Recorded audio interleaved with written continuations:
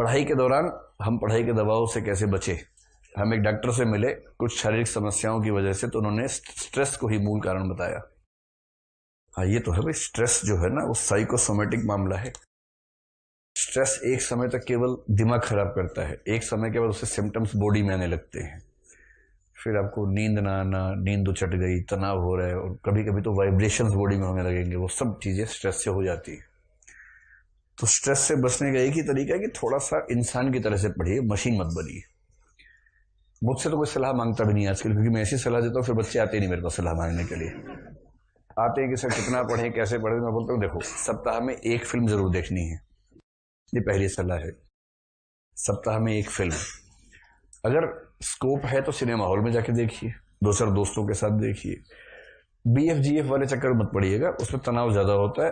और गए थे फिल्म देखने, सिर फुटवा के लौटे हैं वापस, तो वो सब दो चार अच्छे दोस्त जाए वो ज्यादा ठीक रहता है, हंसी मजाक खूब होता है ना। बाहर ना जा पाए कोई बात नहीं, पेन ड्राइव में भरवा के ले आइए फिल्म, और किसी के लैपटॉप पे देख लीजिए सब बैठ के। वो सब थोड़ा होना चाहिए। दिन में कम से कम 1 घंटा बिचिंग कीजिए, बिचिंग, शुद्ध बिचिंग, उसमें कोई मिलावट नहीं होनी चाहिए। बिचिंग समझते हैं? बिचिंग का मतलब क्या? गप पे लड़ाना, एकदम शुद्ध गप। उसमें ये नहीं कि अंतर्राष्ट्रीय संबंधों में बातचीत करेंगे, वो सब नहीं। अंतर्राष्ट्रीय संबंधों पे करना भी है तो उन वाले संबंधों पे कि ट्रम्प का किससे चल रहा है, इस तरह का, वो वाले अंतर्राष्ट्रीय संबंध। ये वाले अंतर्राष्ट्रीय संबंध नहीं कि इराक में क्या हुआ, सीरिया में क्या हुआ, वो सब नहीं। जब आप शुद्ध प्योर गपबाजी कर लेंगे 1 घंटा ना, तो मन इतना प्रफुल्लित हो जाता है उसके बाद, फिर पढ़ेंगे तो अच्छा लगेगा। और सफलता का बहुत तनाव मत लीजिए। वो कह गए हैं, तुलसी ने भी कही है ये बात, वैसे भी आती है कि चिंता वाकी कीजिए जो अनहोनी होए, अनहोनी होनी नहीं, होनी ही सो होए। तो चिंता उसकी करो जो अनहोनी है, और अनहोनी है तो हो ही नहीं सकती है, क्योंकि होना वही है जो होना है। तो नियतिवाद के अपने फायदे भी है। ये इसको डिटर्मिनिज्म कहते हैं। नियतिवाद का मतलब सब कुछ पहले से तय है। इसका फायदा ये है कि आपको तनाव नहीं होता, कि पहले से तय है ही, तो फिर टेंशन किस बात की है। और मैं ये बात कई बार कहता हूँ, सीरियसली कहता हूँ, कि इस एग्जाम की तैयारी करने का केवल बोनस है कि आप IAS बन गए। ये सिर्फ बोनस है, शुद्ध बोनस है। इस एग्जाम की तैयारी करने के बाद आप जीवन में जहां भी जाएंगे, आप अभी जहां हैं उससे बहुत आगे प्लेस्ड होंगे। किसी भी फील्ड में चले जाइए। तो एक लेख मौका मिलेगा तो आपको मैं भिजवाऊंगा उस पर व्हाट्सएप पे। एक व्यक्ति ने पिछले साल एक लेख लिखा, 2 साल पहले की बात है, उसका सिलेक्शन नहीं हो पाया, तो कुछ लोगों ने उसका मजाक बनाया, तो उसने जवाब में एक लेख लिखा, कोरा पे है। कोरा अगर आप फॉलो करते होंगे ना, कोरा पे है वो लेख। और उसका भाव यही है कि इस एग्जाम की तैयारी की, IAS नहीं हुआ कोई बात नहीं, लेकिन उससे इतना कुछ हो गया कि मैं अपना जीवन ठीक तरीके से निकाल ही लूंगा। और फिर उसने कुछ एग्जाम्पल्स दिए कि मेरे साथ क्या क्या हुआ।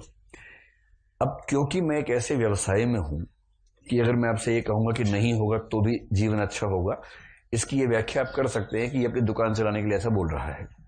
अब वो व्याख्या करते रहिए, उससे मुझे फर्क पड़ता नहीं है।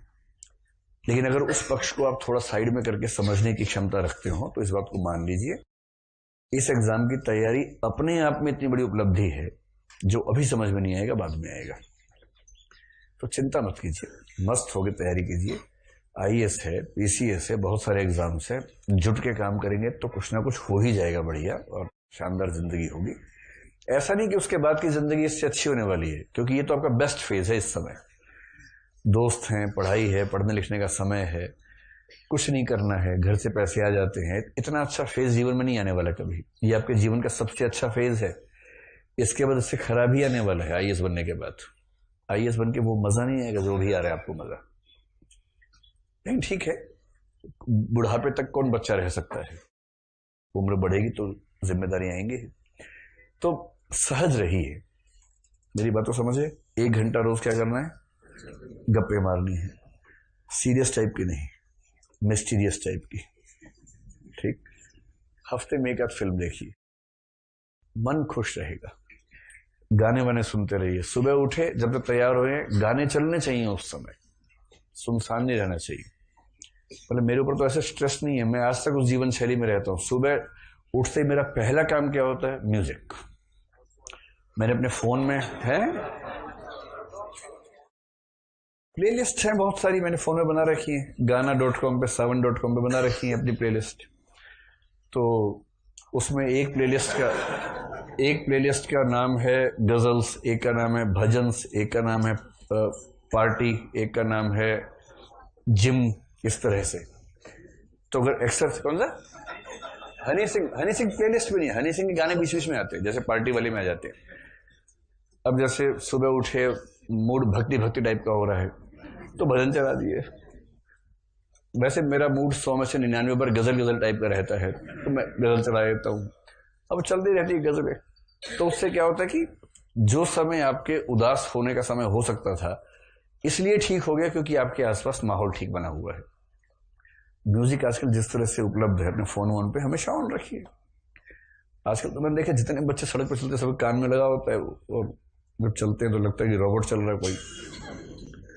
तो कान में लगाइए या वाईफाई ब्लूटूथ स्पीकर लीजिए छोटा सा, पूरा आसपास 3-4 कमरे गुंजा दीजिए सुबह सुबह।